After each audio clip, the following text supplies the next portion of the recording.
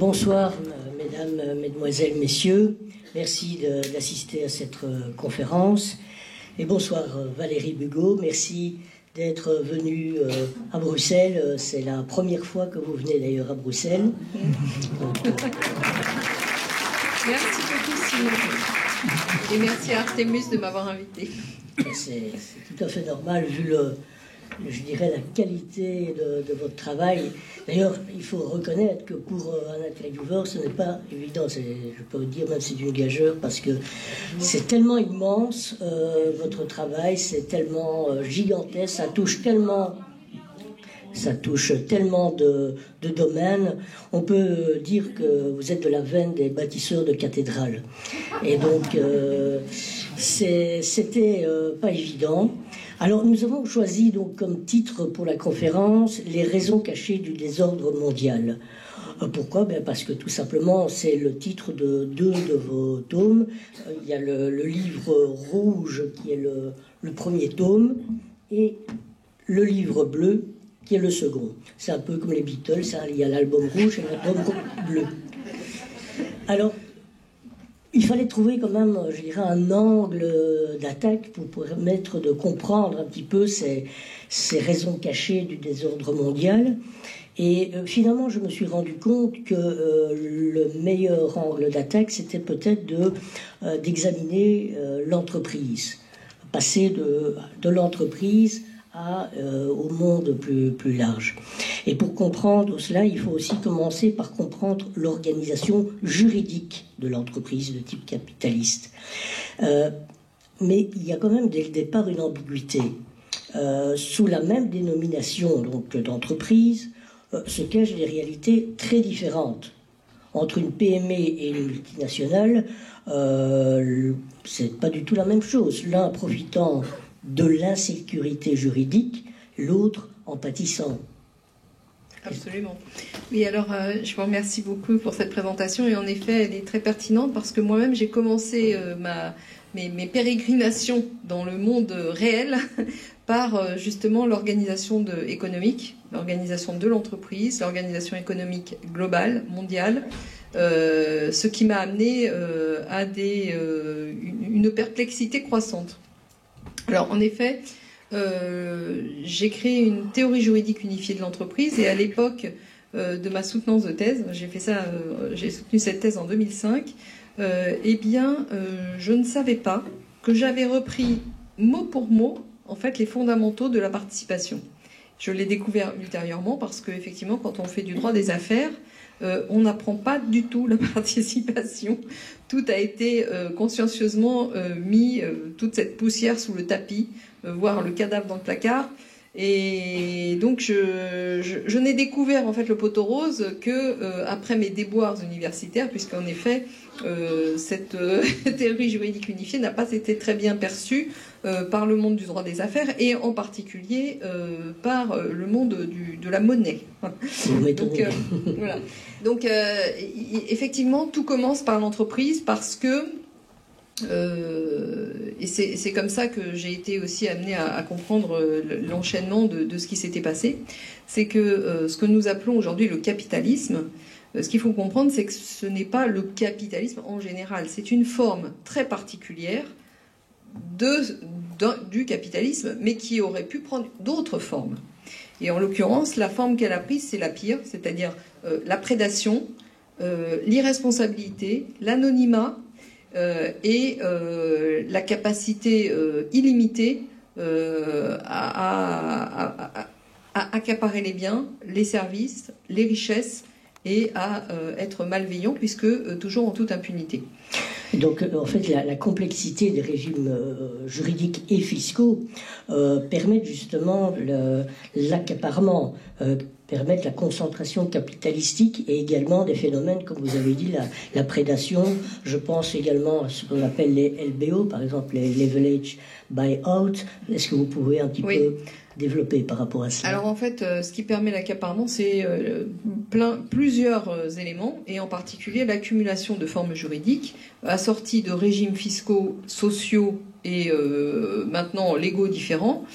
Donc en réalité, on a affaire à une espèce nuage, du nuage réglementaire dans lequel, pour une PME, il est très difficile de naviguer. Donc, effectivement, ceux qui s'en sortent le mieux sont évidemment les multinationales et les très grosses entreprises. Du reste, pour lesquelles cette législation à profusion a été créée. Donc, ça, c'est un fait. Deuxièmement, ce qui permet l'accaparement, c'est l'anonymat. L'anonymat se fait par l'accumulation des structures. C'est-à-dire que nous n'avons pas affaire à une entreprise, nous avons affaire à des groupes de sociétés, à des conglomérats économiques qui ont prospéré ces dernières années et qui ont fait fi de toutes les lois de réglementation de la concurrence, qui se sont développées de façon d'abord à côté de ces lois et puis finalement qui ont fini par faire que ces lois n'ont plus été appliquées dans leur sens profond. Nous avons affaire à une quantité de techniques qui s'est développée, qui viennent évidemment ces techniques d'outre-Atlantique, en particulier des États-Unis, mais qui sont des techniques finalement d'ingénierie financière. Vous faisiez référence au LBO. Il faut comprendre que ça, précisément cette technique-là, permet par une collusion d'intérêts de certains acteurs économiques avec des banques de financer une prédation économique, de faire financer la prédation économique par l'entreprise victime de la prédation. Donc, c'est-à-dire qu'une une entreprise va par exemple demander une forme de crédit en quelque sorte pour racheter son concurrent direct, le dépecer ensuite, et avec notamment les actifs de cette acquisition, ils vont donc se rembourser. Alors, ce qui se passe, c'est que oui, une entreprise ou un acteur économique quelconque se rapproche d'un banquier qui finance à 100% l'achat à crédit d'une autre entreprise, voire une entreprise plus grosse, lequel crédit sera financé par l'entreprise rachetée. Donc c'est de la pure prédation en fait. C'est vraiment une technique de voyou. Il faut bien le dire. Néanmoins, cette technique a prospéré depuis les années 80 pour finir par effectivement créer ajouter à la mode des FUSAC, les fusions-acquisitions. Nous avons assisté ces 30-40 dernières années à une fusion, une concentration considérable des actifs financiers, des actifs d'entreprise et des richesses qui ont été créées par les entreprises et qui sont rachetées par les entreprises. Donc effectivement, tout ça va de pair. Ça fait partie du système économique global, mais pas seulement. Il y a eu aussi effectivement le développement de ce qu'on a appelé je suis fatiguée. Non, le quantitative easing, c'est autre chose. Mais là, ça a été plutôt les entreprises qui se sont organisées au niveau mondial autour de la... Non. Je m'excuse, mais là, je me suis levée tôt ce matin et je suis un peu fatiguée. Ça me reviendra. Bon, bref, en tout cas... De toute manière, en résumé, on peut dire que la propriété économique, c'est véritablement l'arme ultime d'accaparement des richesses. Oui, enfin, non, ce que je voulais... Enfin, il y a l'évasion fiscale et il y a la... Mince, c'est le terme... L'optimisation, merci beaucoup. L'optimisation fiscale a été un élément fondamental du développement du système économique global qui ont permis en fait à ces grosses entités économiques de se développer et de se relier entre elles par un maillage au niveau international en faisant échapper les capitaux des États. Donc en privant les États d'une partie des ressources financières que l'entreprise lui apportait, donc en décorrélant le système économique du système politique, et qui s'est ajouté évidemment à l'évasion fiscale stricto sensu, mais qui, je pense, était, c'est pas que je pense, c'est que je sais, était beaucoup moindre en flux financier. Donc la mode de l'optimisation fiscale a permis en fait au système économique global de prendre l'ampleur. Et donc a permis à la mondialisation de prendre l'ampleur qu'elle a prise aujourd'hui sur le dos effectivement des États et du système politique. Oui, justement, donc en élargissant le panorama et également en se posant par rapport à une perspective historique, on constate que finalement tous les géopoliticiens, les historiens ont une relative cécité parce que finalement ils ne tiennent compte que des États, alors que depuis déjà quand même plusieurs siècles, les banquiers commerçants sont apparus. C'est pas nouveau et c'est eux qui déterminent aujourd'hui les rapports de force internationaux. Oui, ce que j'ai essayé d'expliquer dans mes ouvrages, et j'ai pris en cela le contre-pied de beaucoup de géopoliticiens, c'est-à-dire que la limite de cet exercice de géopolitique est souvent qu'elle est cantonnée à une modalité, disons, à des techniques militaires et des techniques étatiques. Or, le principal problème auquel nous sommes confrontés, c'est justement cette globalisation des échanges économiques, qui font que les entités économiques, c'est-à-dire de droit privé, ont pris le pas sur les États, et en particulier dans la capacité réglementaire, ce qui s'est matérialisé par exemple en 1994 par l'émergence de l'OMC, qui a privé les États de la capacité de gêner des investissements d'entreprises qui porteraient atteinte justement aux intérêts privés de ces dernières. Donc on a assisté, bon an, mal an, déjà depuis le milieu du XXe siècle, et même déjà on peut remonter avant, mais enfin d'un point de vue structurel, depuis Bretton Woods, depuis le développement des entreprises, des banques, de la Banque mondiale, du FMI, de la concentration des centres de pouvoir et du développement des organisations internationales, avec effectivement toutes les juridictions d'arbitrage qui ont été avec, nous avons assisté à une dépossession progressive des États de la capacité réglementaire des États, de la capacité politique des États, que les géopoliticiens ne prennent pas suffisamment en compte. Et en effet, quand on considère l'ensemble de la problématique monétaire, économique et juridique, il apparaît de façon évidente que l'aspect militaire n'est que la dernière, finalement, le dernier maillon de la chaîne, et que de plus en plus l'aspect militaire est contingenté par un lien exclusif avec ces multinationales et cette hégémonie du système financier global.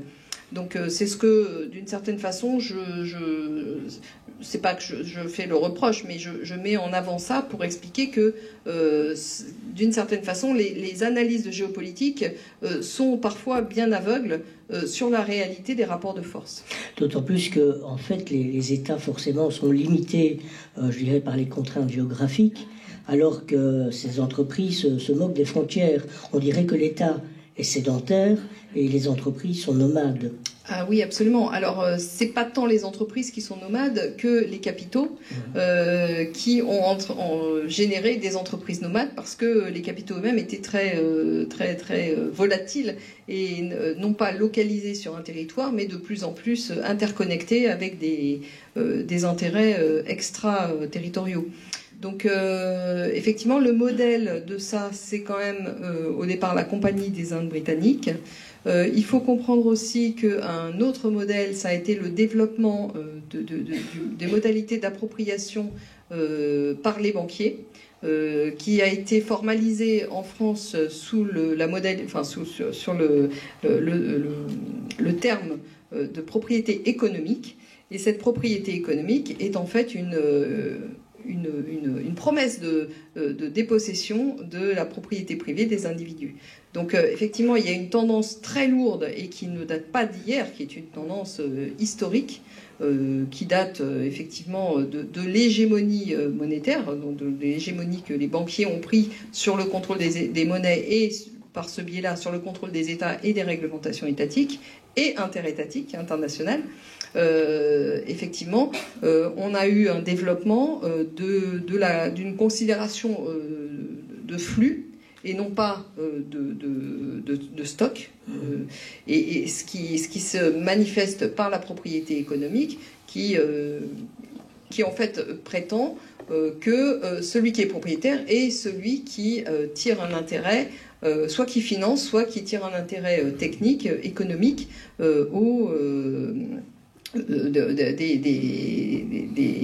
des capitaux qu'ils ont investis. Donc c'est véritablement le droit économique anglo-saxon qui a pris le pas sur le droit civil, le droit continental qui était généralement employé, utilisé en Europe. Alors ça demanderait quelques petits développements parce que c'est une façon un peu rapide de présenter les choses, mais en effet, le droit britannique de l'amirauté s'est distingué de plus en plus fondamentalement du droit continental traditionnel qui était en vigueur sur le continent européen, en particulier justement avec le développement de la BEIC, c'est-à-dire de la Compagnie des Indes britanniques, sur le modèle de l'accaparement, du partenariat public-privé dans lequel le privé investit des capitaux, c'est-à-dire bénéficie des produits des capitaux investis, et en cas de perte, le public est appelé à essuyer les pertes. Donc c'est une privatisation des bénéfices et une collectivisation des pertes. Donc ce modèle-là est ancien et s'est développé au sein du droit de l'amirauté qui s'est transformé en ce qu'on appelle aujourd'hui le droit anglo-saxon avec des nuances, quelques nuances, mais essentiellement c'est le droit de l'amirauté qui est derrière. C'est un système d'accaparement que par facilité de pensée on a appelé système capitaliste. Mais non, j'insiste bien, c'est une forme particulière de ce qu'aurait pu être le capitalisme. En fait, on voit aussi que les entreprises de plus en plus deviennent de facto les interlocutrices directes des États.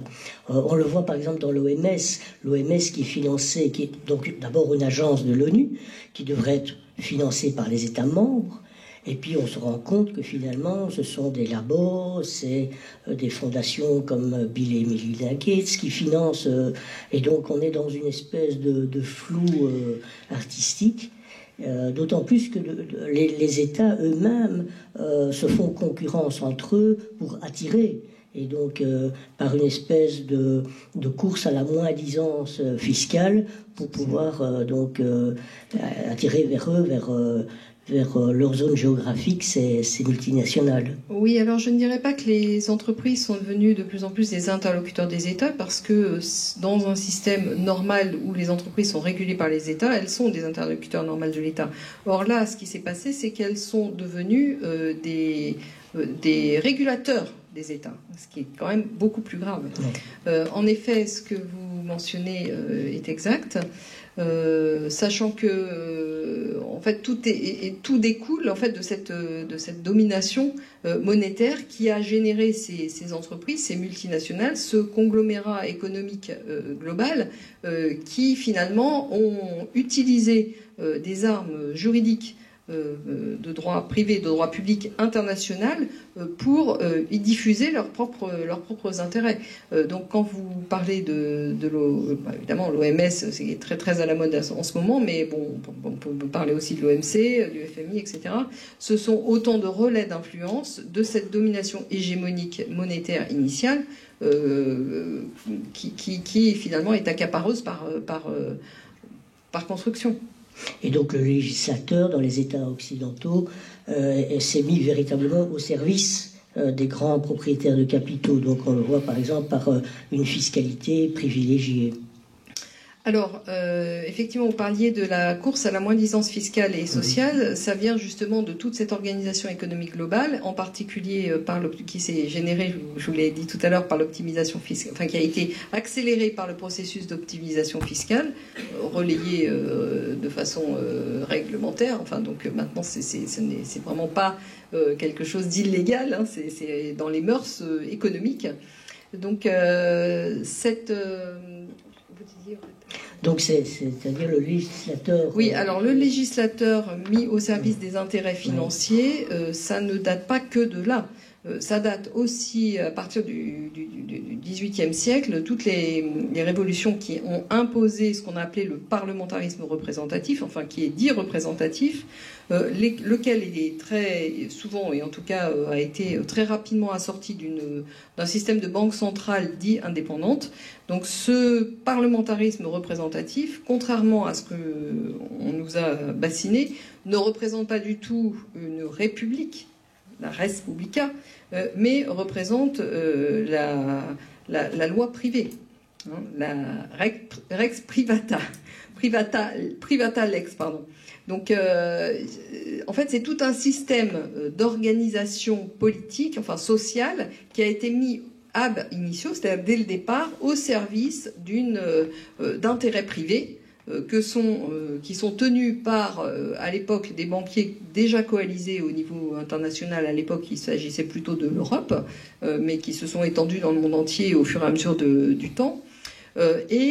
Qui ont utilisé en fait ces institutions sont une émanation de cette domination du pouvoir monétaire et financier global sur la vie qui était en train de se développer et qui a prospéré avec évidemment les grandes découvertes d'une part et puis le développement de la révolution industrielle. Donc c'est tout un ensemble de choses et tout un système politique qui a été mis au service en réalité de ces instances financières. Donc on ne peut pas, si vous voulez, on ne peut pas dire que la disparition de l'État au sens politique du terme date des lois covidiques, date des excès que nous percevons aujourd'hui. En fait, structurellement, c'est une tendance structurelle, mais qui n'était pas visible parce qu'une fois de plus, il y avait à l'époque, et en particulier pendant la guerre froide, des contre-pouvoirs avec un bloc de l'Est et un bloc de l'Ouest, le système libéral contre le système communiste, les deux finançant des partis qui s'opposaient et donc qui créaient une illusion, si vous voulez, d'indépendance et de démocratie avec un rapport de force.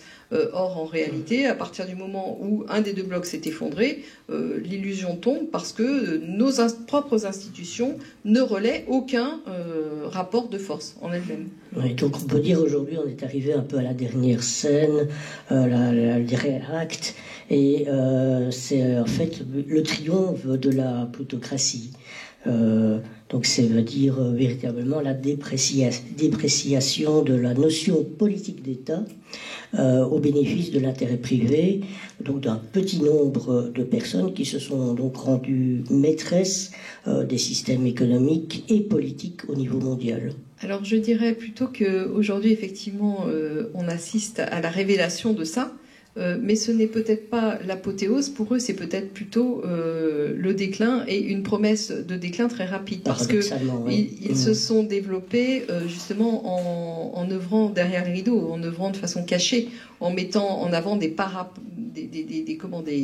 hommes de paille, des paravents prétendument politiques qui étaient des relais d'influence de leurs propres intérêts, mais qui faisaient illusion. Aujourd'hui, les paravents politiques ont tendance à ne plus faire illusion.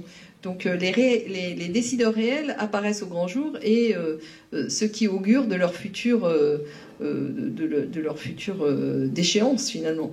Alors combien de temps cette déchéance prendra, j'en sais rien. En tout cas, il est certain qu'ils ne vont pas se laisser faire de gaieté de cœur et que ils vont réagir. D'ailleurs, on a déjà constaté que la réaction a été plutôt violente. Bien sûr. Et donc, les armes de prédation géopolitique, on peut dire qu'il y aurait 3 armes principales. Il y a tout d'abord le libre-échange, qui n'est ni libre, et les échanges, ils sont très limités, puisqu'on arrive au mieux des oligopoles, donc quelques entreprises, au pire, un monopole. Il y a également donc le contrôle des monnaies, que nous allons parler de manière un peu plus détaillée, et puis il y a également tout ce qui concerne les règles comptables appliquées aux multinationales, c'est notamment les règles IFRS, ce qui permet justement, comment dirais-je, une contradiction au niveau de la comptabilité double. On avait parlé de ça tout à l'heure, entre ce qu'on appelle les biens d'un côté et les créances de l'autre, qui ne sont pas finalement bien déterminées. Oui, alors tout part du contrôle des monnaies, qui ont généré effectivement toutes les règles de libre-échange comme une arme de guerre finalement, et ça a été très explicite au fil du temps. Ça a commencé avec le Canada, les États-Unis, l'amirauté britannique qui a investi des milliers, des millions à l'époque de livres sterling pour développer le libre-échange au Canada, avec le Canada, etc. Enfin bon, ça a été une arme qui n'est pas nouvelle, mais qui a été déployée effectivement comme arme de guerre au service de la finance accapareuse. Ça, c'est une chose. Et effectivement, ceci se corrèle avec la problématique de la comptabilité. Les normes IFRS, c'est un problème qui est apparu relativement récemment pour justement unifier la réglementation qui s'appliquait à ces gros conglomérats économiques, à ces multinationales.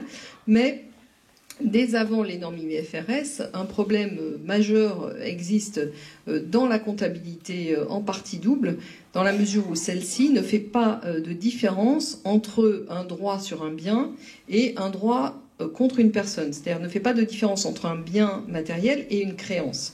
Et ça porte en soi les germes de l'esclavagisme parce que ça porte en soi les germes de la confusion entre le droit sur la personne et le droit sur le bien. Et effectivement, à partir du moment où vous réifiez la personne, vous considérez qu'elle a le même statut qu'un bien, dans ces cas-là, il n'est pas difficile de comprendre que l'esclavagisme n'est pas loin. Donc la comptabilité en partie double porte déjà en elle le principe esclavagiste. Néanmoins, tant que c'était régulé et tant que ça concernait que des rapports professionnels de type économique, on peut dire que c'était plus ou moins sous contrôle. Néanmoins, là, avec les développements internationaux de ces énormes conglomérats économiques capitalistiques, mais accaparés par des instances financières, eh bien, ça prend une proportion tout à fait différente. Et les normes IFRS ont eu, parmi les gros problèmes qu'elles ont générés, elles ont aussi généré une très grosse instabilité des marchés parce que les actifs ne pouvaient plus n'étaient plus, disons, répertoriés sous le moment historique des prix où ils ont été achetés, mais selon le prix du marché. Le prix du marché, ils l'ont appelé juste prix. Ça, c'est toujours dans l'inversion du sens.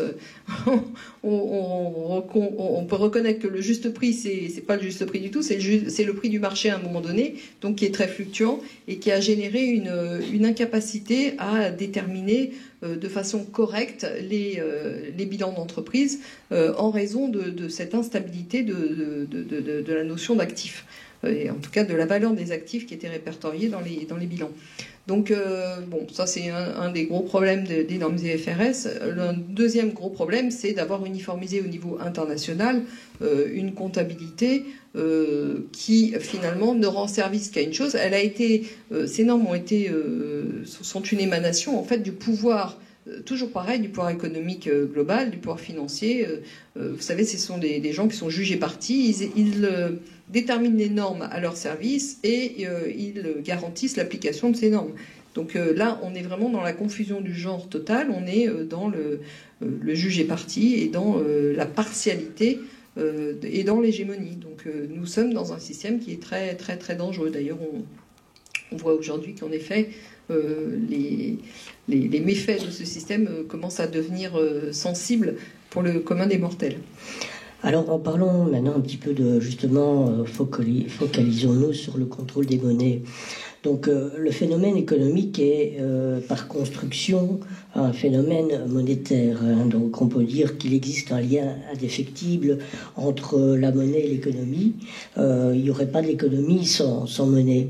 Rappelons aussi que les trois fonctions de la monnaie, c'est d'abord un moyen d'échange, qui permet donc la fluidité entre les acteurs économiques. C'est un système de mesure, c'est connaître le prix d'un bien, mais c'est aussi un moyen de réserve de valeur. Et c'est-à-dire que là, la monnaie devient une marchandise. Et ça a commencé, ça a été initié dès le Moyen-Âge. Alors, si vous permettez, je vais vous interrompre un petit peu, parce qu'après, je vais avoir du mal à vous répondre. Je dirais que la monnaie, c'est d'abord une unité de mesure de la valeur, mais non pas une détermination de la valeur. C'est un moyen d'échange, évidemment, et c'est surtout, quand on parle de réserve de valeur, je préfère préciser, parce que c'est une réserve de valeur sociale, et non pas de valeur économique en tant que marchandise. Et effectivement, c'est la nuance qu'il faut préciser, parce que la monnaie est le reflet de la valeur d'une économie au sens large, c'est-à-dire de la richesse générée par une société déterminée, donc dans le cadre de frontières. Donc effectivement, quand on parle de réserve de valeur, il ne s'agit pas de réserve de valeur économique, alors que c'est précisément le sens que ça a pris, mais une réserve de valeur sociale, en fait, politique, diplomatique. Oui. Mais initialement, par exemple au Moyen-Âge, la monnaie était un privilège régalien. C'était le roi, le seigneur, qui avait le privilège de battre monnaie. Ensuite sont apparus donc les banquiers échangeurs, hein, les orfèvres notamment, qui sont devenus des intermédiaires à la fois de crédit, mais ce sont aussi des commerçants en matières premières, en or et en argent. Oui. Et donc, dans la lutte contre le pouvoir temporel, celui des seigneurs, la papauté, on ne le sait pas, en fait a adopté une position matérialiste, c'est-à-dire celle de la monnaie, donc celle des banquiers changeurs. Et donc c'est à ce moment-là où il y a eu une bascule en quelque sorte. Il faut savoir que les banquiers échangeurs, justement, ils avaient une activité donc civile de banque, de crédit, et une activité commerciale d'échange de matières premières précieuses, l'or et l'argent. Il se trouve que ces deux fonctions-là a été créé ce qu'on a appelé aujourd'hui la... Ça y est, j'ai encore à trouver. Non, mais on en a parlé tout à l'heure. Le fait qu'il pouvait prêter plus qu'il n'avait en réserve. Oui, bien sûr. Donc les lettres de change. Non, c'est pas ça que vous voulez parler. Non, pas l'usure. L'usure, oui. Non, c'est encore un autre terme. Bon, la réserve fractionnaire, pardon. Voilà, le système de réserve fractionnaire vient de cette possibilité que les banquiers avaient prise de prêter plus d'argent qu'ils n'avaient en réserve dans leur coffre, parce que, en raison des flux et des remboursements, ils pouvaient se permettre ce genre de petites... a causé les premières banques. De spéculation en fait. Ça c'est un modèle spéculatif qui a été développé par les banquiers changeurs en raison de leur double activité de banque et de commerce. Voilà. Parce que justement au niveau des lettres de change, c'était les premières monnaies scripturales, et à un moment donné, donc ces banquiers se sont rendus compte que ça permettait effectivement un flux important, et ils ont donc produit plus de lettres de change que ce qu'ils disposaient en réserve. Et donc ça a créé une série de banqueroutes. On se souvient notamment du banquier écossais Lowe, qui était installé rue Quincampoix à Paris, où les gens se sont rendus là pour essayer de récupérer leur or, leur réserve, et puis l'autre est parti, il n'a pas pris, je dirais, la poudre d'escampette, mais enfin c'était quasiment cela, quoi.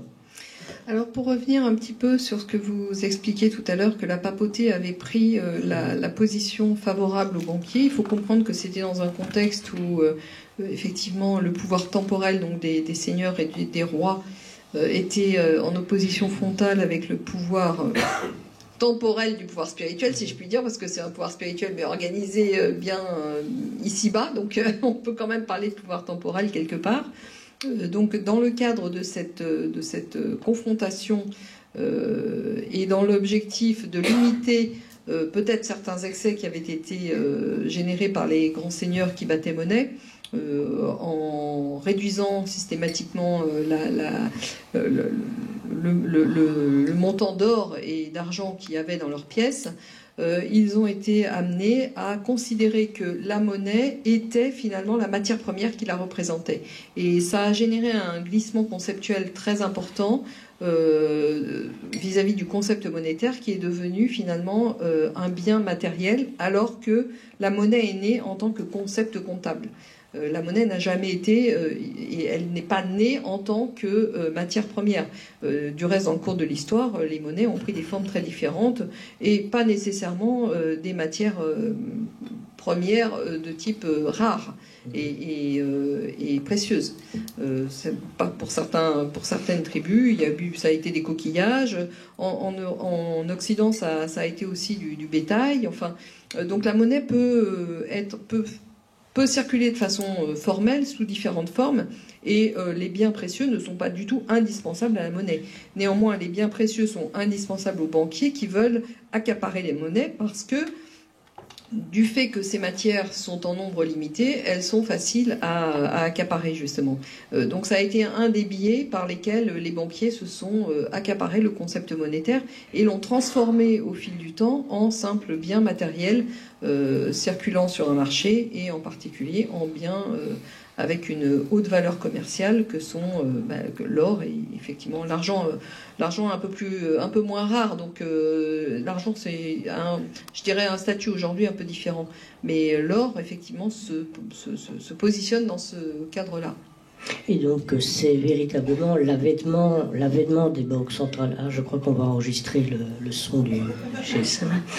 Donc l'avènement des banques centrales a véritablement permis aux banquiers de retirer la souveraineté monétaire aux États, et donc c'est une perte de souveraineté politique.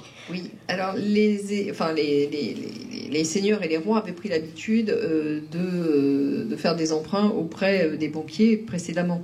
Mais à partir du moment où les banquiers ont imposé l'existence d'une banque centrale qu'ils ont contrôlée, ça leur a permis une concentration du lieu de leur pouvoir, en fait. Ça leur a permis deux choses. D'une part, de faire endosser les pertes de leurs avoirs aux populations, puisque les garanties d'État ont été apportées. Donc on est encore sur le modèle de la banque, de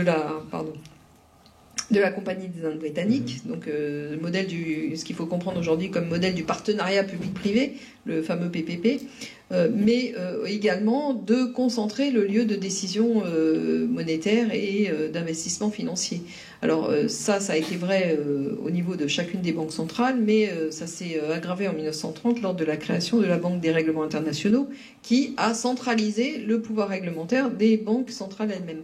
Donc nous avons un lieu de décision unique et toutes les banques centrales agissent comme des relais d'influence de ce lieu de décision qui est concentré au sein de la BRI par différents organismes. Alors on va faire un saut historique parce que malheureusement on ne sait pas parler de ça pendant des heures. On va parler maintenant de Bretton Woods et de la domination du dollar américain. Donc rappelons que Bretton Woods c'est une conférence internationale qui s'est déroulée en 1944 et on peut dire que c'est véritablement l'avènement, le démarrage de la domination américaine avec la monnaie verte, le billet vert, qui est devenu un petit peu l'étalon de référence à la place du métal précieux. Mais dès le départ, dites-vous dans vos livres, le système est vicié parce que le dollar américain est à la fois une monnaie nationale et également donc une réserve de monnaie, une réserve internationale. Mais la monnaie nationale, normalement, elle privilégie quoi? Les exportations, alors qu'une monnaie de réserve internationale doit privilégier plutôt les importations. Oui, en fait, ce qu'il faut comprendre, c'est que pour qu'un État soit prospère, il faut que dans ces échanges commerciaux, il y ait plus d'exportation que d'importation. Dans la mesure où la monnaie devient une monnaie de réserve internationale, il faut qu'elle puisse circuler de façon libre dans le monde entier et qu'elle réponde aux échanges qui se sont développés. Or, les banquiers, de façon, comme on l'a vu tout à l'heure, ont utilisé le libre-échange comme une arme de guerre et donc ont utilisé aussi le libre-échange pour accélérer la chute du dollar. Ce qu'il faut comprendre, c'est qu'à Bretton Woods, contrairement un peu à ce que vous avez dit, mais c'est un peu un lieu commun et c'est important de le dire, c'est que Bretton Woods n'a pas marqué. Ça a marqué à la fois l'avènement et l'explosion des États-Unis en tant que puissance dominante, mais ça les a également condamnés à mort. Parce que justement... Ils se sont tirés une balle dans le pied dès le départ. Exactement. Et tous les grands banquiers internationaux savaient ça depuis de longue date, puisque la livre sterling avait elle-même servi de monnaie d'échange internationale. Et donc, ils avaient bien compris qu'une monnaie nationale n'était pas compatible avec une monnaie internationale, sauf à liquider en fait l'économie de la nation qui utilisait cette monnaie. Donc, effectivement, à Bretton Woods, Keynes ne préconisait pas le dollar, mais préconisait le Bancor, qui était un panier de monnaie. Oui. Donc nous avons retrouvé en 1969 sous la forme un peu édulcorée des DTS. En fait, ce qui s'est passé, c'est que... DTS, donc ça veut dire c'est les droits de tirage spéciaux que le FMI a émis, mais en tant que... en tant qu'unité de valeur, unité de mesure. Ça circulait pas comme une monnaie à l'époque. En tout cas, ce qui est sûr, c'est que effectivement, donc Bretton Woods a marqué à la fois le début et la fin de l'Empire américain. Et vous disiez aussi autre chose. Donc je disais que effectivement c'est le point de départ de la domination américaine à tous les niveaux également, puisque en fait à un moment donné quand ils ont commencé dans les années 60 à sentir que ça devient très difficile à tenir avec une monnaie de réserve internationale, ils ont été obligés de décorréler leur monnaie de l'or. Donc Bretton Woods, au moment où Bretton Woods a eu lieu, les États-Unis étaient effectivement le pays le plus riche du monde, et donc ils ont étalonné leur monnaie de façon naturelle sur leur richesse en or en particulier.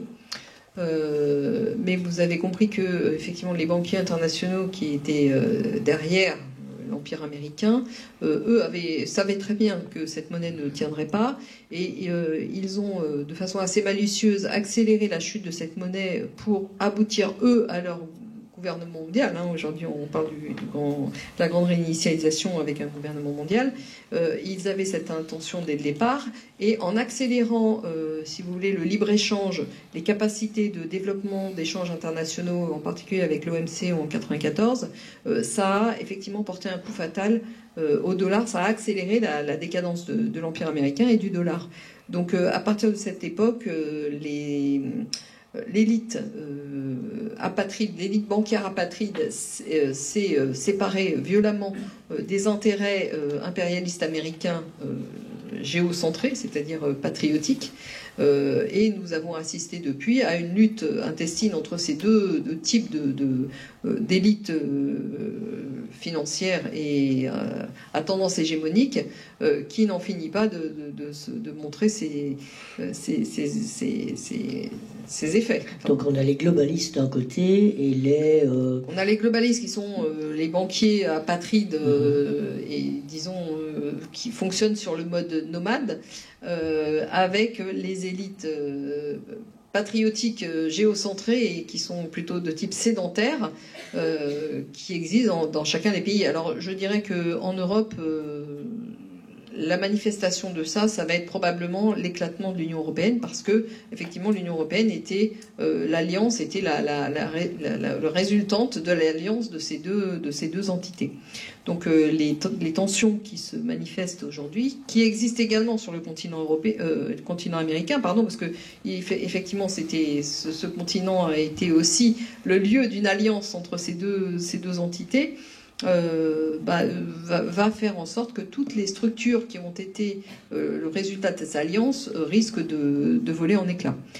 Sans compter les problématiques d'appauvrissement considérable des sociétés occidentales qui sont toutes liées très intimement au dollar et qui sont toutes finalement considérées comme des colonies de la domination du dollar. Alors, oui, d'autant plus que l'intervention dans les économies, et notamment européennes, ont été également la base, par exemple, de l'instauration de l'institution, par exemple, comme l'OTAN. Alors, je voulais juste revenir sur le lien que vous avez fait entre l'or, le dollar. Donc, oui, à un moment de développement des échanges, le dollar était circulé de façon trop importante. Il y avait trop de dollars en circulation pour continuer, pour garder la fiction de l'étalonnage par l'or. Donc à un moment, Nixon a pris la décision de décorréler le dollar de l'or, mais c'est pas une décision arbitraire. Il n'avait pas le choix en fait. Sinon le dollar perdait son statut. Les gens à l'international, la confiance internationale n'aurait pas pu continuer. Donc temporairement, il y a eu un étalonnage, un double étalonnage, un peu or et pétrole, beaucoup pétrole.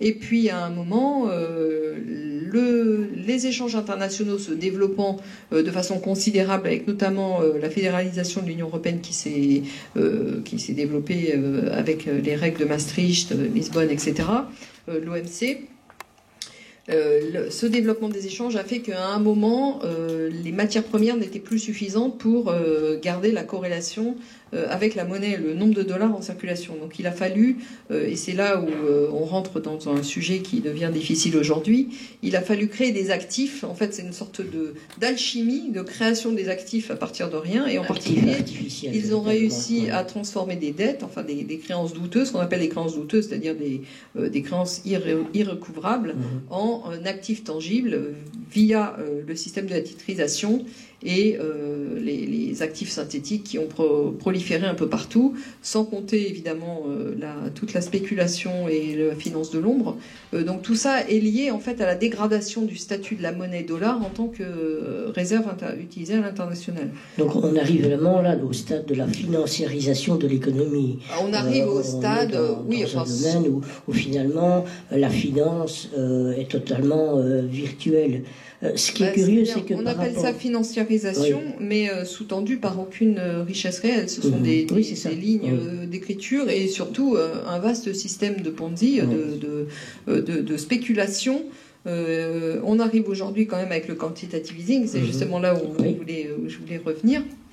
Là où je voulais revenir sur ce sujet, le sujet du quantitative easing, en réalité, et ça je remercie une brillante économiste suisse d'avoir mis vraiment le doigt précisément là où ça fait mal, c'est que en réalité le quantitative easing ce n'est pas de la création monétaire, c'est l'organisation d'un vaste système de Ponzi, une fuite en avant.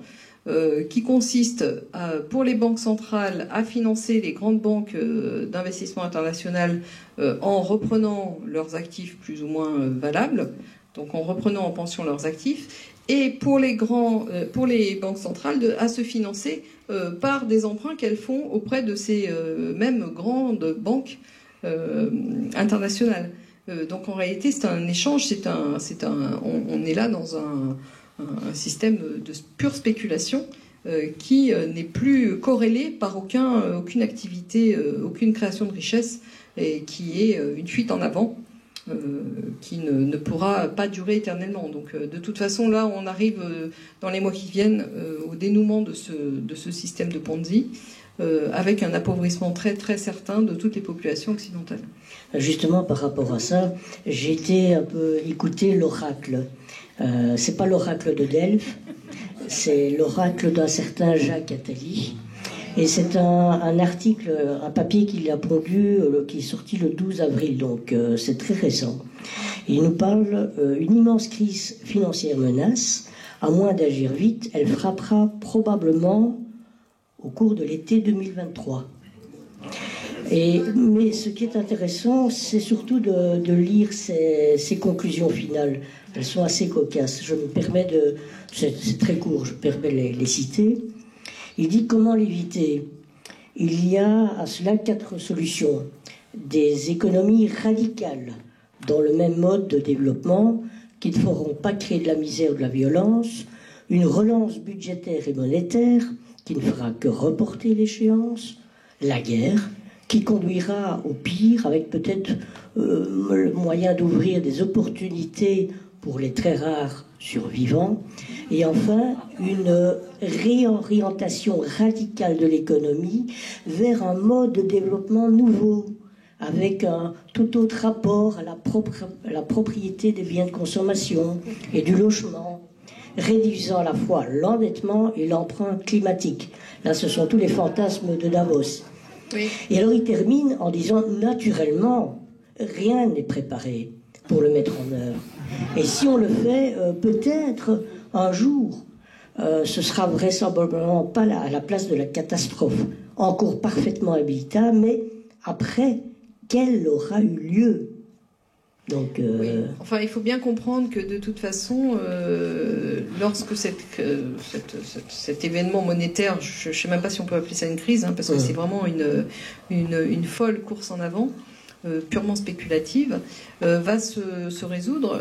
Il est certain que ceux qui tiennent aujourd'hui les monnaies, les dominants économiques, ne pourront sortir du système qu'en mettant la main sur tous les actifs publics et privés. C'est-à-dire qu'ils ne pourront avoir de valeur vis-à-vis de leurs contradicteurs internationaux, et en particulier là on pense à l'émergence des BRICS, avec la Chine en tête de pont, et puis ensuite la Russie, et puis l'Amérique latine, l'Afrique du Sud, enfin tout l'Inde, y compris l'Iran, etc. Tous ces pays qui sont en voie de réelle, pas émergence, mais développement considérable au niveau économique. D'ailleurs, je pense aujourd'hui, ils sont les premiers en termes de puissance économique.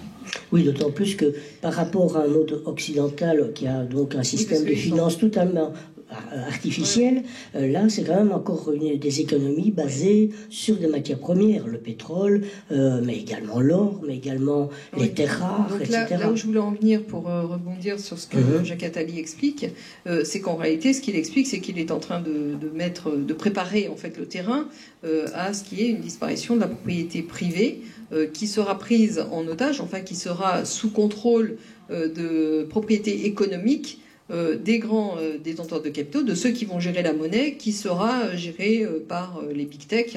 On parlera peut-être plus de banque centrale, mais ça sera le même système puisque les dominants resteront les mêmes, sauf que ils vont adosser leur puissance sur vos biens personnels en fait. Et nous sommes déjà pris en otage parce que à partir du moment où vous avez l'obligation d'avoir un compte bancaire, on est déjà quelque part. C'est écrit. Il n'y a pas de possibilité d'échapper à ça, à moins de reprendre le contrôle politique de nos États. Oui, donc c'est la disparition de l'argent public, c'est également la mise en place de ce qu'on appelle les Central Bank Digital Currencies. Et c'est surtout la disparition des libertés publiques et privées, et y compris la liberté de penser. Donc ça ira très loin, cette histoire. Alors justement, pour contrer l'oracle, quelles sont les propositions, les solutions que vous proposez? Si je reviens par rapport à la nouvelle entreprise, vous parlez de participation notamment. Vous dites que l'entreprise a en fait une fonction d'organisation sociale et que le fait économique reprendrait toute sa place au sein d'une collectivité humaine. Vous dites même, à un moment donné, ces institutions sont chargées d'un service public. Le service public du développement économique qui suppose un développement des interactions sociales permettant à une collectivité de se développer. Absolument, ça c'est le rôle de l'économie et ça a toujours été le rôle de la monnaie, de permettre ce genre de développement, jusqu'à ce que cette dernière soit accaparée par des intérêts privés qui ne permet plus justement d'alimenter ce type de circuit qui a été à l'origine de la création monétaire. Donc effectivement, c'est ce que je préconise. En fait, ce qu'il faut bien comprendre, c'est que à partir du moment où ce système dit capitaliste s'est développé de façon excroissante, on a assisté à une privation en fait de statut. Toute une partie des participants à l'entreprise, ceux qui apportaient leur travail au quotidien, ont été privés du statut de décideur. Et ce statut a convergé dans des mains de ceux qui apportaient les capitaux. Donc, en dernier recours, les banquiers, puisque c'est bien eux qui fournissent le crédit. Donc, il faut comprendre que ça, c'est une anomalie de l'histoire. Ça n'aurait pas dû exister, et ce n'était pas écrit au départ. Ça a été écrit parce qu'il y a eu ce développement hégémonique des banquiers qui ont créé les règles à leur mesure. Mais on peut revenir sur cette bifurcation qui a mal tourné, finalement. Il n'est pas question de nier que l'économie, une économie pour se développer, pour prospérer et pour créer de la richesse, une société a besoin de monnaie, mais cette monnaie ne doit pas servir à enrichir uniquement les banquiers, parce que c'est ce qui s'est passé, et on voit que c'est totalement conflictuel avec le développement d'une civilisation. Donc pour revenir sur ça, il faut impérativement rétablir l'équilibre, en tout cas l'équilibre de sens et de forme, de statut entre ceux qui apportent des capitaux pour le développement d'une activité et ceux qui apportent leur travail. Donc à partir du moment où vous rétablissez l'équilibre entre ces deux acteurs de l'activité économique, les problèmes se résolvent en grande partie d'eux-mêmes. D'autre part, effectivement, c'est lié aussi à l'accaparement de la monnaie, puisque à partir du moment où vous rendez aux acteurs, une partie des acteurs économiques, leur statut, vous comprenez bien qu'ils ne prendront pas nécessairement les décisions que les décideurs économiques prennent aujourd'hui pour faire plaisir à leurs apporteurs de capitaux, puisque eux seront les représentants d'intérêts divergents. Donc tout ça, c'est une mécanique à prendre en compte et à réinvestir, de façon à réinvestir le sens politique de l'entreprise. Alors aujourd'hui, j'insiste quand même beaucoup là-dessus, le capitalisme dite des parties prenantes prétend réinvestir l'entreprise dans le sens commun, dans l'organisation commune. Mais l'entreprise a toujours été un élément de l'organisation du système économique et du système politique, évidemment, puisque c'est la façon que les sociétés ont trouvé, enfin les sociétés politiques ont trouvé pour développer des richesses qui étaient autour d'elles. Donc c'est une imposture de prétendre que le capitalisme des parties prenantes va faire mieux que ce qu'aurait fait un capitalisme plus égalitaire au départ. Donc effectivement, je milite pour réinvestir l'égalité statutaire entre les différents participants dans l'entreprise, qui s'inscrit de toute façon en droite ligne de ce qu'était le droit continental traditionnel, qui était non pas au service uniquement de la caste des banquiers, mais qui était au service du bien commun, c'est-à-dire développer le groupe, développer la capacité du groupe justement à se développer, ce qui développe paradoxalement également les intérêts individuels, mais pas exclusivement. C'est-à-dire que l'individu ne se développe bien qu'au sein d'un groupe développé. Et on le voit aujourd'hui, le groupe qui se rétrécit, les individus ne sont pas dans le meilleur état de développement. Donc en fait, les deux, l'individu sans le groupe n'est rien, le groupe sans l'individu, c'est le communisme. Moi, je préconise une troisième voie, c'est-à-dire l'individu développé au sein d'un groupe développé. Et ça, c'est la voie, effectivement, de la participation, qui, je le rappelle, est un concept qui a été développé au XIXe siècle par la doctrine sociale de l'Église à l'époque où elle existait, et qui a été repris de façon laïque par des grands juristes, et en particulier René Capitan, Vallon aussi, qui était pas juriste mais qui travaillait dans cette direction avec Capitan, qui ont été des éléments laïques de cette forme équilibrée de développement économique.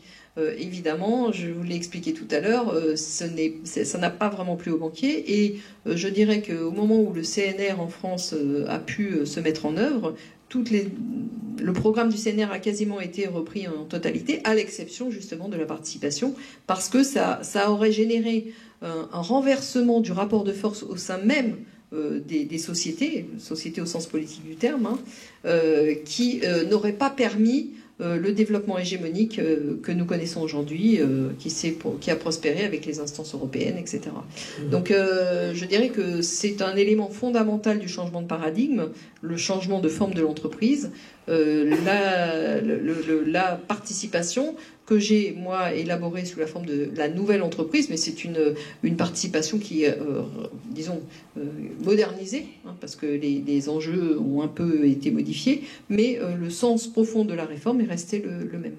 Et pour éviter justement aussi les groupes de sociétés dont on parlait tout à l'heure, il est important également de limiter l'objet social. C'est-à-dire que du coup, on évite des phénomènes de prédation, de concentration des activités en quelques mains. Dans la nouvelle entreprise, effectivement, l'objet social est beaucoup plus clairement déterminé, mais il n'y a pas seulement ça, il y a une transparence totale des participants, une limitation des types de supports, c'est-à-dire des sites d'activité, une limitation des capitaux investis, enfin tout reprend une taille humaine, c'est-à-dire que la nouvelle entreprise est à la taille d'une PME et n'est plus adaptée et interdit les gros conglomérats économiques qui sont aujourd'hui le fléau de l'humanité. Si je puis dire. Parce que vous savez que les PME ont été tout inféodées à ces intérêts économiques supérieurs, c'est-à-dire qu'aujourd'hui, il y a très peu de PME qui évoluent sur un marché libre et autonome. Elles sont souvent des sous-traitants de ces grosses entités. Oui, parce que justement, donc, on retrouve une sorte d'économie de marché classique qui a dérapé, hélas. Par exemple, ici, en Belgique, quand je suis né en 1960, 80% des biens qui étaient consommés provenaient de Belgique, et 20% étaient venus de l'étranger, essentiellement des pays limitrophes. Aujourd'hui, je crois que c'est bien plus que 80% de produits qui viennent de l'étranger, bah oui, et surtout de pays à bas coût. Nous sommes des pays largement importateurs, oui. Alors également, donc la réforme, ça c'est au niveau de l'entreprise, mais il faut également une réforme au niveau, je dirais, de l'État ou de la gestion publique. En fait, tout va ensemble, puisque je vous ai expliqué que la formalisation de l'État tel qu'on le connaît aujourd'hui a été justement élaborée pour répondre aux besoins hégémoniques de ces détenteurs de capitaux qui avaient émergé en tant qu'entité politique. Donc, effectivement, la réforme de l'entreprise ne peut pas aller toute seule. En fait, elle doit s'accompagner d'une réforme, non seulement du droit pour retrouver un état de droit, c'est-à-dire avec des règles de droit naturel, mais également d'une réforme de l'organisation de la société qui permette aux intérêts divergents qui traversent une société politique de s'exprimer, ce qui n'est pas le cas aujourd'hui, par le biais des partis politiques. Et donc, au contraire d'une constitution, dans votre site Révolu Droit, vous parlez d'abord de la charte des valeurs. Donc c'est une sorte d'élément de texte fondateur à portée juridique, qui encadre tous les aspects de la vie, donc aussi bien public, privé, professionnel, social, économique. Oui, en fait, c'est quelques règles qui peuvent paraître tout à fait élémentaires, mais qui sont des règles tirées des fondamentaux du droit naturel de protection du vivant et de protection du groupe, qui permettront d'être sanctionnées donc en justice, et toute atteinte à ces valeurs, en fait, ce ne sont pas des règles de droit stricto sensu, ce sont des valeurs fondamentales.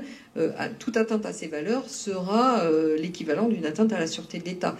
Donc en réalité, on fait basculer à nouveau l'État vers quelque chose qui a du sens au niveau de l'humain, enfin de la pérennité de l'humain sur Terre, et qui a du sens au niveau de la pérennité du groupe, en tout cas de la capacité du groupe à prospérer. Voilà. Alors il y a également un élément important, ce sont les collectifs citoyens. Vous dites que c'est un organe de transition, mais qui pourrait persister ensuite. Est-ce que c'est peut-être un moyen pour permettre à des personnes qui déjà aujourd'hui sont acteurs du changement, sont déjà en train de faire un pas de côté, sont en train de se constituer une société parallèle à tout niveau, aussi bien au niveau économique, au niveau monétaire, avec les monnaies locales, avec la June, au niveau éducatif, avec les écoles à la maison. Est-ce que les collectifs citoyens permettraient justement la transition vers un nouveau modèle politique ? Alors, la transition vers un nouveau modèle politique relève plutôt des groupements d'intérêt, c'est-à-dire de la réinitialisation des corporations de l'Ancien Régime, mais beaucoup plus élargie, c'est-à-dire qu'avant ça s'appliquait simplement à l'artisanat et au commerce. Je l'étends à toutes les activités humaines, c'est-à-dire pas seulement celles qui ont pour vocation de générer des bénéfices, mais qui ont vocation aussi à développer le groupe, à élever le groupe, comme l'instruction, comme les arts, il y a trois groupements d'intérêt. Donc oui, il y a trois grandes catégories de groupements d'intérêt, donc groupement d'intérêt commercial, civique et spirituel. Et les collectifs citoyens s'inscrivent plutôt dans le cadre qu'on connaîtrait vaguement aujourd'hui sous forme de conseil municipal, c'est-à-dire que les collectifs citoyens seraient le support social sur lequel les maires s'appuieraient pour prendre leurs décisions et élaborer les problématiques qui relèvent de la commune. Donc de façon transitoire, effectivement, ces collectifs citoyens peuvent servir de groupes intermédiaires, de corps intermédiaires plus ou moins politique pour amener des problématiques au niveau de la commune, enfin en tout cas de la faire émerger au niveau politique des problématiques qui échappent aux partis politiques, donc que ce soit sur l'enseignement, sur la circulation monétaire, etc. Mais j'insiste beaucoup, tout ce processus actuellement en cours ne saurait pas formaliser un État. Ce qui formalise un État, c'est un processus d'ensemble tel que celui que je décris dans Révolu droit, parce qu'une fois de plus, il y a une coordination entre tous les éléments et il y a comment dirais-je, une simulation, enfin une stimulation de chacun des éléments les uns avec les autres. Parce qu'on a parlé tout à l'heure, effectivement, les groupements d'intérêt à vocation morale et spirituelle. Et moi, j'avais un petit peu une crainte. Je me dis, oh là là, mais ça veut dire que, par exemple, il pourrait y avoir une mainmise du Vatican d'un côté, de l'Arabie Saoudite avec le wahhabisme de l'autre, peut-être du Congrès mondial juif, et donc qu'il y ait des entités qui prennent corps au niveau de ce groupement d'intérêt. Alors, je précise que dans le cadre de Révolu droit que je propose, il ne s'agit pas, comment dirais-je, de créer des religions où il s'agit pour la population, en fait, et ça peut être des relais d'influence pour effectivement les grandes religions installées, mais il faut comprendre qu'aujourd'hui les grandes religions toutes ont été subverties par le principe de l'hégémonie financière et que néanmoins derrière cette hégémonie il y a un besoin des populations de trouver du sens à l'existence et que ça transcende tous les aspects de la domination spirituelle en tant qu'entité organisée, etc. Donc ça peut être un relais d'influence, mais pas seulement. Je dirais que les groupements à vocation spirituelle, c'est le développement de la philosophie, c'est le développement de considérations morales et c'est surtout des groupements qui seront là pour permettre à l'individu de se situer dans son environnement et de donner du sens à sa vie. Il pourra adhérer plus ou moins à tel ou tel groupement. Ces groupements pourront être des relais d'influence des grandes religions établies, mais pas seulement. Je dirais voilà. Donc effectivement, il y a toujours des risques de dérapage, mais j'ai envie de dire au niveau des religions, le dérapage il est déjà acquis, quoi. C'est pas Révolu droit qui va le générer. Enfin. Alors, deux dernières choses. On parle aussi du principe de subsidiarité. Et donc, ça c'est important également à le savoir parce que l'Union européenne en parle tire à l'arigot, mais c'est pas du tout la même subsidiarité. C'est-à-dire c'est une subsidiarité ascendante, alors que la Commission européenne parle d'une subsidiarité descendante. Absolument. Ouais. J'ai repris le concept initial de la subsidiarité tel que décrit par le droit naturel et les penseurs du droit canon, puisque c'est eux qui sont à l'origine de ce principe, c'est-à-dire que les décisions doivent être prises au niveau où elles se posent, c'est-à-dire qu'il n'y a pas besoin de référer à des entités supérieures pour prendre une décision de terrain. Et chaque responsabilité afférera au niveau qui lui incombe. Et donc c'est tout le principe de la subsidiarité que je préconise, sachant effectivement que la subsidiarité en droit européen part du haut pour descendre. C'est-à-dire que tout ce qui ne relève pas des compétences des instances supérieures relève des compétences du bas. Donc non, c'est vraiment une inversion du sens profond de ce qu'était le principe de la subsidiarité. Et alors, toute dernière chose, on va parler également du mandat impératif. Donc ce sont les contours, les moyens de la mission qui est portée par le mandat, qui doivent être vraiment définis précisément pour éviter donc toute dérive. Pour permettre une responsabilité, tout simplement. Ouais. Je précise que dans le cadre du parlementarisme représentatif, le mandat impératif est impossible parce que lorsque vous élisez un député, il a tout loisir de voter sur n'importe quel sujet. Vous ne pouvez pas limiter son acte, son action à tel et tel sujet. Donc en réalité, c'est vrai que dans la Constitution française, enfin ce qui sert de Constitution française multiplement réformée, qui n'a plus rien à voir avec celle de la Ve République, je le précise, dans le cadre de cette Constitution-là, ils ont interdit le mandat impératif. Mais en fait, le mandat impératif n'est pas possible dans le cadre, sauf à considérer qu'il y a un mandat impératif de la part des partis politiques. Et ça, c'est vrai. Mais il ne dit pas son nom et il a continué à prospérer bien après l'interdiction du fameux mandat impératif. Donc il ne s'agit pas de ce mandat impératif-là. Le mandat impératif dont il s'agit et qui est le vrai mandat impératif, c'est celui qui est contrôlable par les gens qui élisent, ceux qui portent au pouvoir le représentant. Et ça sera à tous les niveaux, et en particulier dans Révolu Droit, ça se manifestera dans les représentants qui seront déterminés par chacun des groupements d'intérêt, mais aussi au niveau de l'élection des ministres et du chef de l'État. Le rôle, la fonction de chacun est clairement, précisément définie. Au cas où la personne, le représentant, outrepasse sa fonction, il est automatiquement révoqué. La fonction révocatoire est implicite au mandat impératif. Oui, voilà. Donc disons que toutes les autres caractéristiques, bon, je vous invite effectivement à consulter le site révoludroit.fr.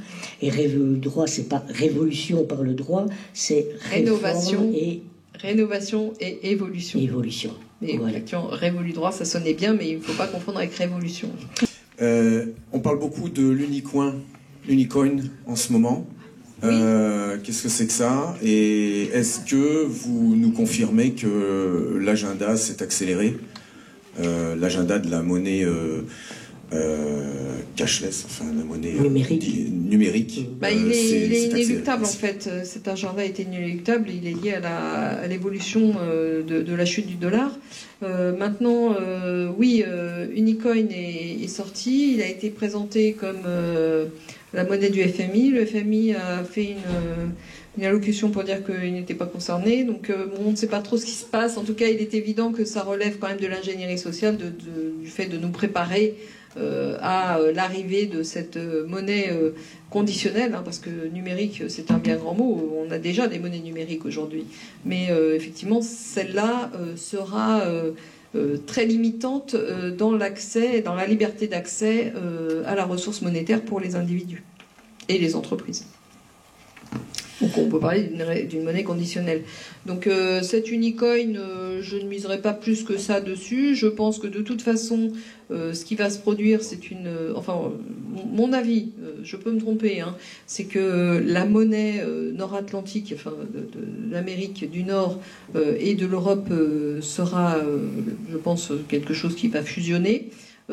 Sur évidemment le dos de la propriété privée et publique, évidemment des actifs publics et privés des citoyens de ces deux malheureux continents, et que sa valorisation sera peut-être évaluée dans le cadre de DTS, lesquels comporteront d'autres monnaies, comme peut-être la monnaie chinoise, la monnaie russe et d'autres monnaies émergentes. Voilà comment je vois les choses. Une fois de plus, je peux me tromper, j'ai cassé ma boule de cristal, mais c'est ce qui me semble le plus cohérent, sachant d'autre part que toutes les banques centrales travaillent depuis quand même plusieurs mois à l'élaboration de monnaies digitales. Donc effectivement, je confirme que l'agenda se raccourcit, enfin que tout s'accélère. Quant à Unicoin, pour moi, c'est plutôt un hameçon qui a été lancé, mais je ne suis pas certaine que ça sera la monnaie de notre asservissement final. Comment voyez-vous l'avenir des pays européens qui ne sont pas dans la zone euro, qui ne dépendent pas donc de la Banque centrale européenne? Ils devront se rapprocher, je pense, à un grand groupe de monnaie. Je ne vois pas comment ils pourront... ce sont des États qui sont petits, qui n'ont pas de suffisante substance ou surface financière, à mon avis, pour perdurer dans le cadre des DTS. Maintenant, est-ce que les DTS verront vraiment le jour? Ça dépendra plutôt des pays comme la Chine et la Russie, qui, à mon avis, ne sont pas forcément très enclins à vouloir continuer avec un organisme dont les règles du jeu appartiennent à cet élément de monétaire global qui s'était cristallisé autour du dollar. Maintenant, s'ils en prennent les rênes, c'est-à-dire que si le FMI évolue de sorte que les véritables dirigeants, ceux qui décideront à l'intérieur du FMI, seront beaucoup plus équitablement répartis, et en particulier relatifs à la véritable création de richesse des pays. Peut-être que les DTS verront le jour. Maintenant, ces petits États européens devront a priori, enfin, je vois ça plutôt comme ça, se rattacher soit donc à ce moment-là à cette nouvelle monnaie, soit ils seront rattachés d'office, ou soit peut-être pourront éventuellement faire le choix de se rattacher à une autre monnaie. Je ne sais pas comment concrètement ça pourra se passer. Ça dépendra beaucoup des dirigeants des 10 pays, savoir quelle influence ils voudront subir plutôt que telle autre.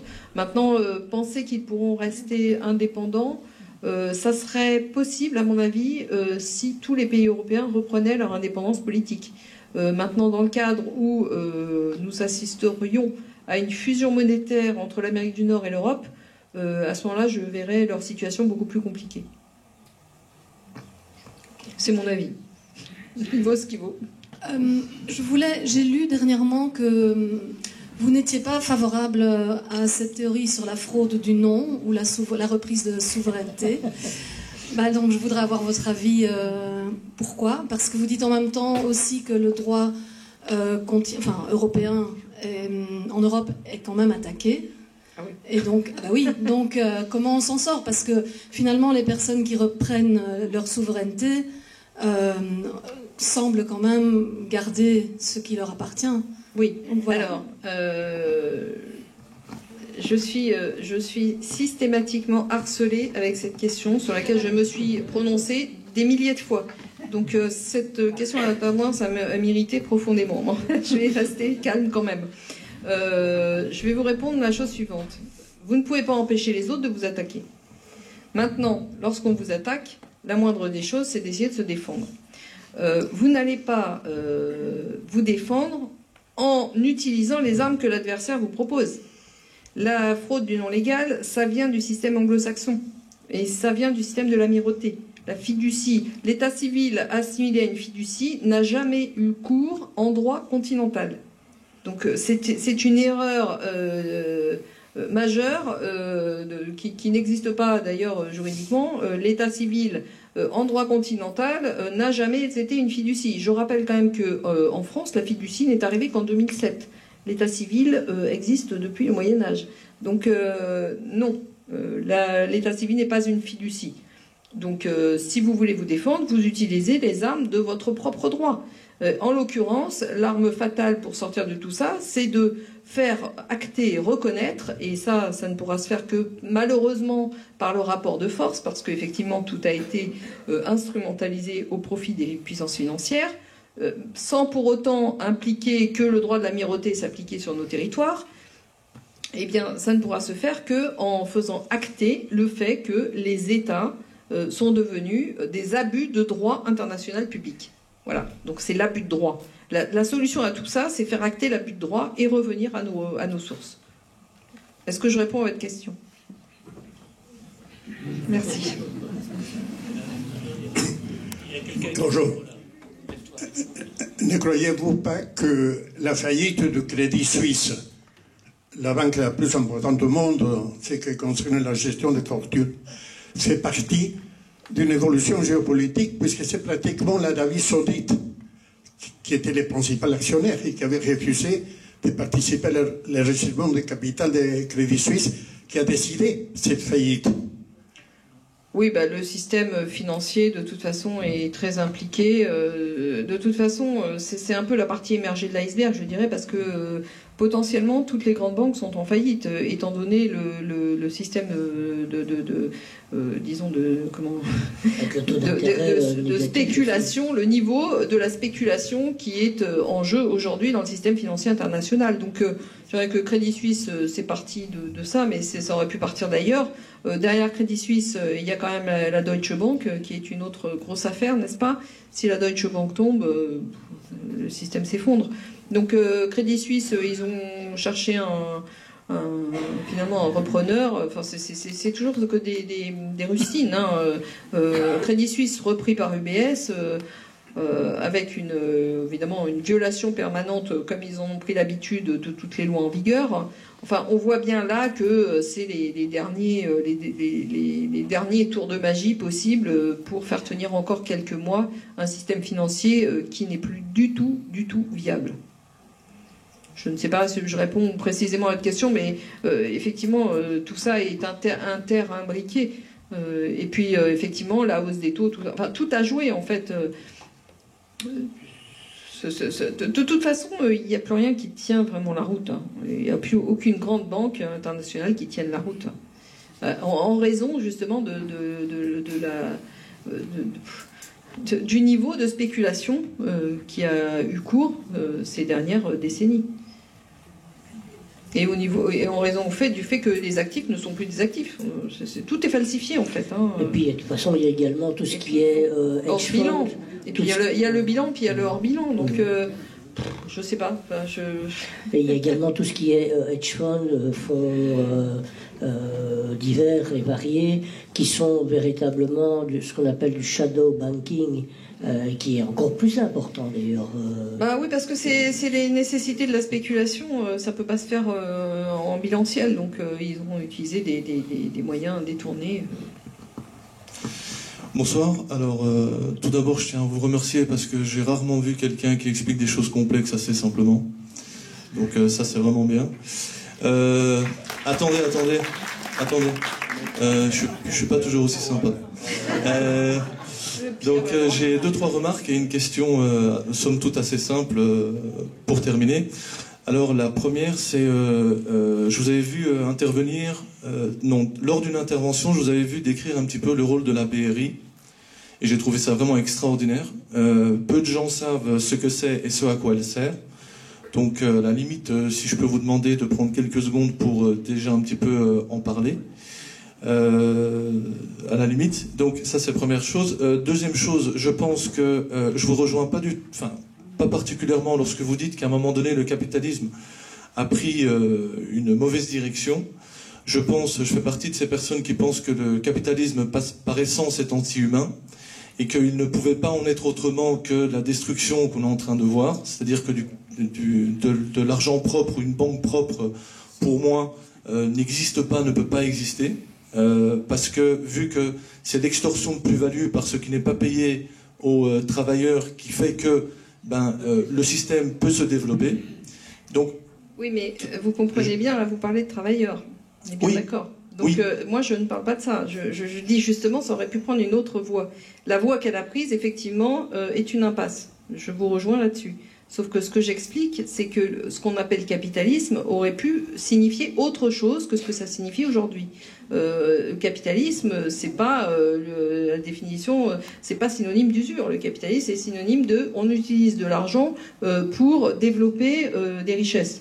Alors, effectivement, on peut utiliser de l'argent pour développer des richesses, mais à condition que cet argent ne devienne pas prédateur des richesses.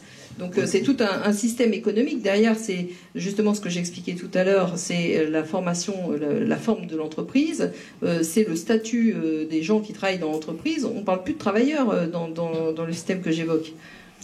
Je comprends, mais à un moment donné, la création de valeur commence à la petite échelle. Oui. Donc, pour moi, je fais partie de ces personnes, je terminerai sur ça, que dans le premier acte de Troc, il y avait déjà Wall Street en devenir, si vous voulez, dialectiquement. Mais non, voilà, le Troc, c'est un échange. Oui, mais il y a justement, un rapport de force dans l'échange. Parlant. Oui, il y a un rapport de force dans l'échange, Voilà. ça c'est vrai. Mais si vous voulez, à partir du moment où les lieux de pouvoir ne sont pas concentrés, le rapport de force peut changer. Vous pouvez échanger quelque chose avec votre voisin et être dans un rapport d'infériorité à un moment donné, et puis la semaine d'après être dans le rapport inversé de supériorité avec la même personne avec qui vous échangez autre chose. Donc vous voyez, il y a beaucoup plus de fluidité dans le mouvement et dans les flux, ce qui change tout en fait. Je vois ça plutôt comme une lutte permanente. Mais pas de problème. Ma question... La lutte, c'est la vie. Oui. Non, mais... pas de problème avec ça. Oui, juste dernière question. Justement, c'est la première fois que vous venez en Belgique. Et moi, je voulais savoir, avec tout le concentré d'études qui vous a fallu pour écrire tous vos bouquins, dont j'en ai un, je suis super content. Qu'est-ce que vous pensez, quelle est votre quel regard vous posez sur la Belgique en général, par le lieu de ses institutions, donc OTAN, Communauté européenne, et de la gestion, en fait, j'ai pas envie de dire au jour le jour, mais enfin, quel est votre point de vue en tant que Français sur la gestion belgo-belge de... Je sens que je vais me faire plein d'amis là ce soir. Alors déjà, je suis mal placée parce que vous avez vu l'état dans lequel est la France. Alors demander à une Française de donner son point de vue sur l'état de... Enfin, c'est vraiment l'hôpital qui se moque de la charité, si je peux m'exprimer ainsi. Donc j'ai pas vraiment de leçons à donner aux uns et aux autres. J'estime qu'il faudrait déjà qu'on améliore les choses chez nous avant d'aller voir ce qui se passe chez les autres. Maintenant, effectivement, la Belgique a un statut un peu hybride pour deux raisons. La première, c'est que déjà, il y a eu une association entre des peuples différents, donc les francophones et les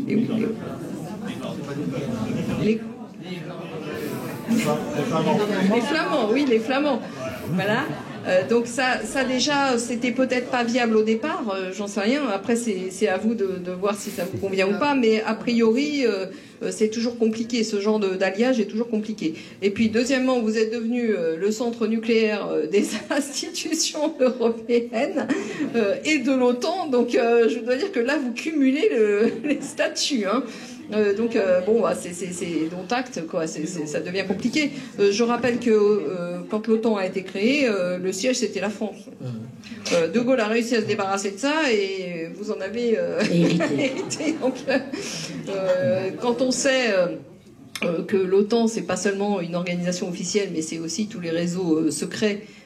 Justement que Daniele Ganser a parfaitement, disons, mis à jour, hein, parce que c'est des choses qui existent depuis le départ, même depuis, je dirais que ces réseaux ont été constitués même pendant la Seconde Guerre mondiale, vers la fin de la Seconde Guerre mondiale. Donc tout ça, c'est des choses qui nécessitent d'être explicitées vis-à-vis d'un public plus large, parce que effectivement, ça explique tout un tas de dérives que nous avons connues sur notre continent, de faux drapeaux, d'attentats, de choses comme ça. Donc, si vous voulez donner un avis sur la Belgique, c'est compliqué parce que là, c'est des intérêts qui ne sont pas stricto sensu des intérêts belges. Moi, je dirais que je suis mal placée, encore une fois, alors que venant de France et regardant dans l'état dans lequel se situe ce pauvre non-pays, je me verrais mal donner des leçons aux Belges. Un bref commentaire, comme je suis un peu un régional de l'étape, je dirais de toute façon la Belgique dès le départ, initialement, est une création artificielle qui était voulue par les empires de l'époque. Il y avait l'empire britannique, austro-hongrois, et donc c'était voulu par eux. On a effectivement mélangé deux peuples totalement différents, avec des mentalités totalement différentes, mais... Oui, bien sûr, bien sûr. Et donc, si nous sommes effectivement le siège des communautés européennes, de l'OTAN, c'est aussi du fait de cette faiblesse. Et l'OTAN, pourquoi? Parce que tout simplement, on a eu un homme politique qui, pendant la guerre, était notre ministre des Affaires étrangères, un certain Paul-Henri Spaak. Et Paul-Henri Spaak a été contacté par les Américains il faut savoir quand même que c'est grâce aux Belges qu'il y a eu le projet Manhattan. Hein? Hiroshima, Nagasaki, c'est un peu grâce à nous. Pourquoi? Parce que l'uranium qui était utilisé vient du Congo belge et c'était négocié ainsi. Et pour le remercier, parce que les Américains sont quand même des gens reconnaissants, eh bien, Paul-Henri Spaak était président de la première assemblée de l'ONU, c'était à San Francisco. Ensuite, il est devenu secrétaire général de l'OTAN. C'est un bon ami des Américains. Oui, une dernière question d'un Français dans la salle à une autre Française, mais sur le plan international. Compte tenu de la fragilité du système financier, pensez-vous que la Chine ait les moyens de le mettre à mal, voire de le faire chuter? Bien sûr, la Chine, de toute façon, ce système est un empêchement de tourner en rond pour tous les pays, pour le développement des pays. Il faut bien le comprendre. Donc la Chine n'a qu'une envie, c'est de se débarrasser au plus vite de toute cette vaste mascarade financière, de façon à repartir sur des bases plus saines. Je pense que la Chine, ça fait longtemps qu'elle a cessé d'acheter des dollars, enfin des bons du Trésor américain. Elle s'est renforcée en or, donc elle se prépare de longue date à cette bascule. De toute façon, cette bascule, avec ou sans la Chine, serait arrivée. Hein, il ne faut pas se leurrer. Mais les pays du monde qui ont envie de se développer, pour eux, c'est un handicap. Cette situation est un handicap, donc ils veulent s'en débarrasser au plus tôt. Et on les comprend. Je dirais que ça, c'est un fait, oui. Oui. Ah bah bien sûr, elle a les moyens. Aujourd'hui, la Chine est dans la position que les États-Unis avaient au sortir de la Seconde Guerre mondiale. Aujourd'hui, c'est la Chine qui détient la richesse la plus importante au niveau mondial. Mais ceci étant, ça ne veut rien dire parce que il faut considérer les choses sur en termes de flux. Ça sert à rien de considérer un stock à un moment donné concernant l'argent et le développement des richesses. Et du reste, les Chinois sont très habitués de cette pensée fluide. C'est-à-dire qu'eux considèrent toujours les choses en pleine évolution et en plein mouvement. Donc ils n'ont pas la même approche que nous. Donc quand on raisonne, on prête à la Chine des sentiments, bien souvent on est à côté de la plaque en raison justement de cette différence fondamentale d'appréhension du réel. Maintenant, il faut vraiment considérer et comprendre que ce système international qui est une imposture, vraiment une fumisterie, une escroquerie, mais dans des proportions tout à fait dantesques, est un handicap au développement des pays qui veulent, eux, se développer. Nous avons renoncé à être des pays et nous avons renoncé à se développer. Mais ça nous regarde nous. On ne peut pas considérer que le reste des pays du monde soit sur cette lignée-là.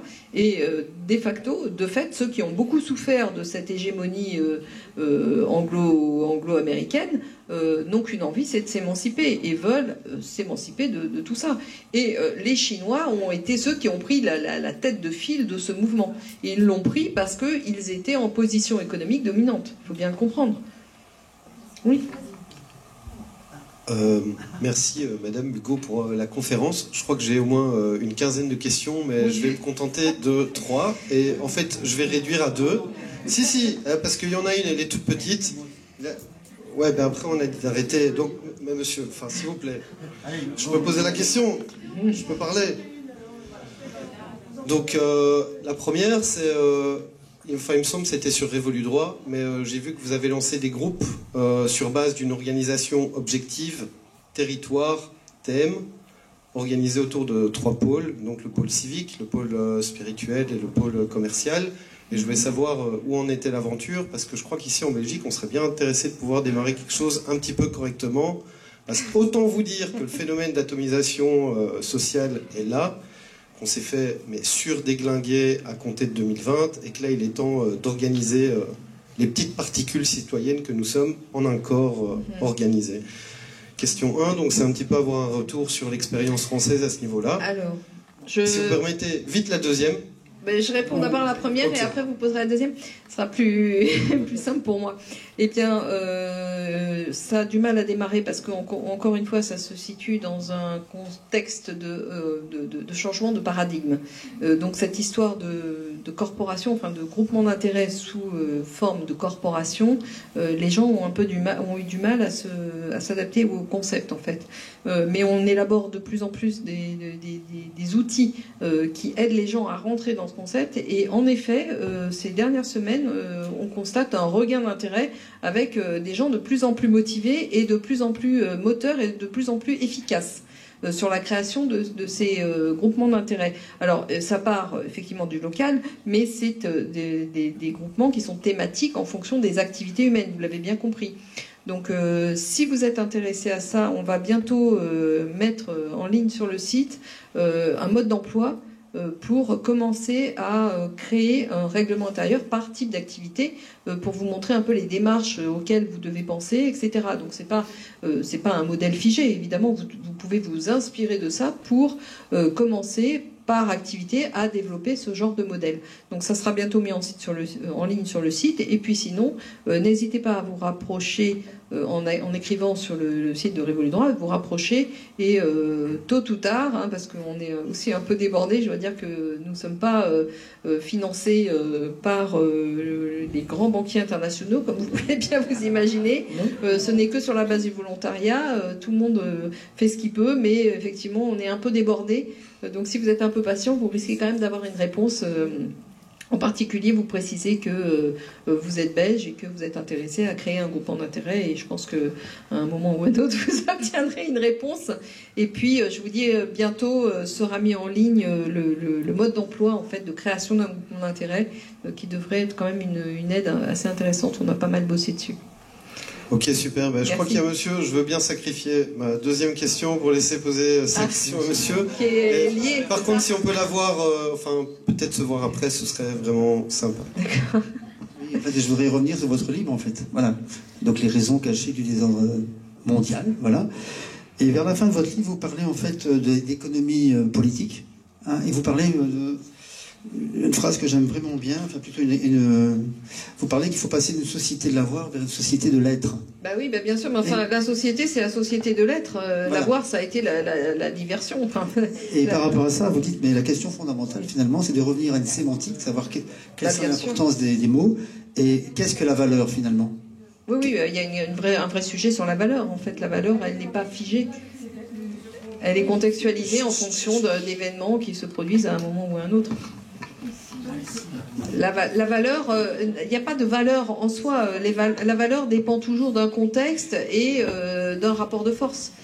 Donc la valeur de l'eau dans une société où il pleut toute la journée, c'est pas grand-chose. La valeur de l'eau dans une société désertique, tout d'un coup, c'est tout à fait différent. Donc la valeur, il n'y a pas de valeur en général. La valeur, c'est pas quelque chose de figé. La valeur, c'est quelque chose de contextualisé.